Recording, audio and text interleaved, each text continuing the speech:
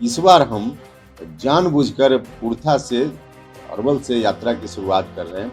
यही इलाका है मगध का इलाका और फिर उसके बाद शाहाबाद का इलाका, जहां एनडीए के लिए अनुकूल परिणाम अपेक्षा के हिसाब से परिणाम लोकसभा चुनाव में नहीं आया था। 2020 में कुछ अलग तरीके के फैक्टर थे जिसके चलते उस समय उनको उतनी सीटें आ गई। इस बार वैसा कोई फैक्टर नहीं है, तो कुछ भी यात्रा कर लें उससे उनको कोई लाभ होने वाला नहीं है। उम्र का हवाला देकर के नीतीश कुमार जी पर तंज कसे तो यह बहुत ही आपत्तिजनक है, बहुत ही गलत है। इस तरह की बात चाहे जेडीयू के अंदर से उठे या बाहर से उठे, कहीं से इसको मुनासिब नहीं कहा जा सकता।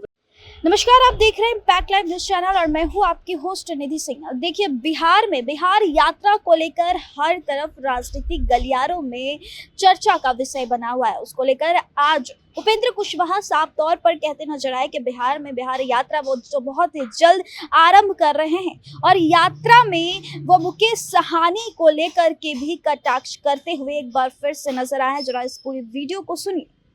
बिहार यात्रा हमने नाम दिया है, जिसकी शुरुआत हम आज ही से कर रहे हैं। हम अभी पटना से निकल कर जाएंगे अरवल कुर्था, जहाँ जगदेव बाबू का स्मारक है, वहाँ सर झुकाएंगे, उनका नमन करेंगे और वहीं से यात्रा की शुरुआत करेंगे। यह यात्रा क्रमवार तरीके से बिहार के विभिन्न जिलों में, सभी जिलों में होगी, तो लेकिन चरणवार यात्रा होगी। अभी फर्स्ट फेज में हमने जो कार्यक्रम बनाया है उसके हिसाब से अरवल, औरंगाबाद, रोहतास और भोजपुर 4 जिला का है। फिर दशहरा के बाद करेंगे, बीच में तो और भी पर्व त्योहार है। तो मुझको लगता है कि 2 से ढाई महीना में पूरे बिहार की यात्रा पूरी होगी। सर, क्योंकि इस बार जब लोकसभा चुनाव हुआ तो दक्षिण बिहार में देखने को मिला, जिधर आपकी यात्रा है उधर ही एनडीए को ज्यादा नुकसान हुआ, तो आपको लगता है कि उधर ही मजबूत ज्यादा करने की जरूरत है? हाँ, देखिए, इसलिए आप देख रहे होंगे कि हम हमेशा, पहले भी हमने यात्रा की है और जब जब यात्रा की है अधिकांश बार हमने चंपारण के इलाका से यात्रा की शुरुआत की है। इस बार हम जानबूझकर पुरथा से अरवल से यात्रा की शुरुआत कर रहे हैं। यही इलाका है मगध का इलाका और फिर उसके बाद शाहाबाद का इलाका, जहां एनडीए के लिए अनुकूल परिणाम अपेक्षा के हिसाब से परिणाम लोकसभा चुनाव में नहीं आया था। तो क्या कुछ कमी रह गई, नहीं रह गई, उसके आधार पे हम वहाँ लोगों से विमर्श करेंगे, साथियों से, पार्टी के साथियों से, एनडीए के साथियों से और आम जनता से भी।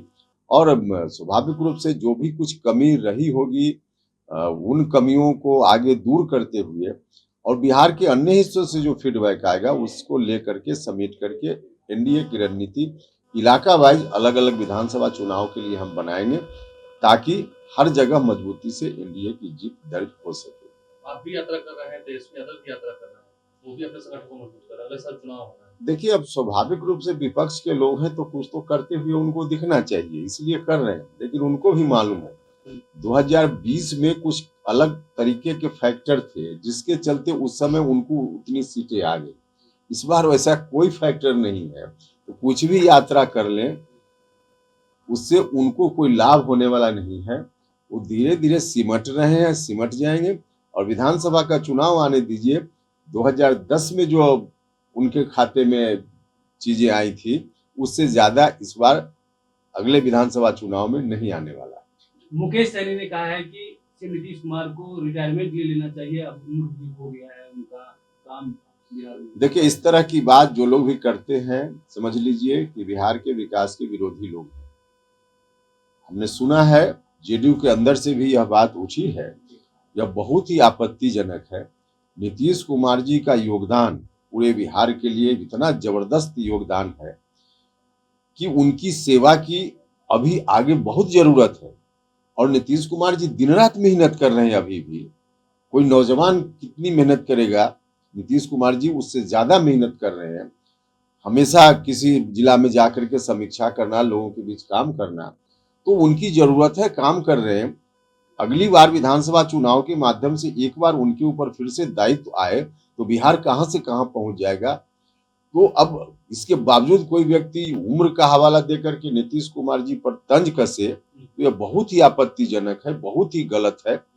इस तरह की बात चाहे जेडीयू के अंदर से उठे या बाहर से उठे, कहीं से इसको मुनासिब नहीं कहा जा सकता। उपेंद्र कुशवाहा ये बात नहीं मानते हैं, मतलब मुख्य विपक्ष के लोग हो या आपके लोग हो, कहते हैं कि नीतीश कुमार थक गए हैं, हार गए हैं, आप नहीं मानते? बिल्कुल नहीं।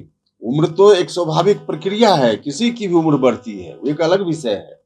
लेकिन उम्र से नीतीश कुमार जी के ऊपर कोई काम करने में कोई असर हो गया हो, रोज देख रहे हैं हम लोग ना, 24 घंटा अभी भी काम कर रहे हैं नीतीश कुमार, लोगों के बीच जा रहे हैं, जिला में जा रहे हैं, सरकारी काम कर रहे हैं, पार्टी का काम कर रहे हैं, और तब उनके बारे में इस तरह की बात। नीतीश कुमार जी का एक लंबा अनुभव है काम करने का। अभी सरकार दिल्ली में, पटना में एक तरह की सरकार है, इसके चलते भी आगे मौका नीतीश कुमार जी को मिले तो बिहार का विकास और तेज गति से होगा। तो अभी जरूरत है नीतीश कुमार जी को फिर से मौका मिले इस बात की, न कि कोई व्यक्ति उम्र का हवाला दे करके उनको रिटायर होने की बात करे, तंज कसे, यह बहुत ही ऑब्जेक्शनेबल है। तो जैसा कि आप इस वीडियो में सुन रहे थे, उपेंद्र कुशवाहा बिहार यात्रा को लेकर के सीधे तौर पर बोल रहे थे, और जो कि वह विधानसभा चुनाव की तैयारियों में पूरी जोर शोर से लग चुके हैं, तो वही मुकेश सहनी और अपने विपक्ष पर हमलावर होते हुए नजर आ रहे हैं। ऐसे देश दुनिया की तमाम खबरों के लिए देखते रहे इम्पैक्ट लाइव न्यूज चैनल। बहुत बहुत धन्यवाद।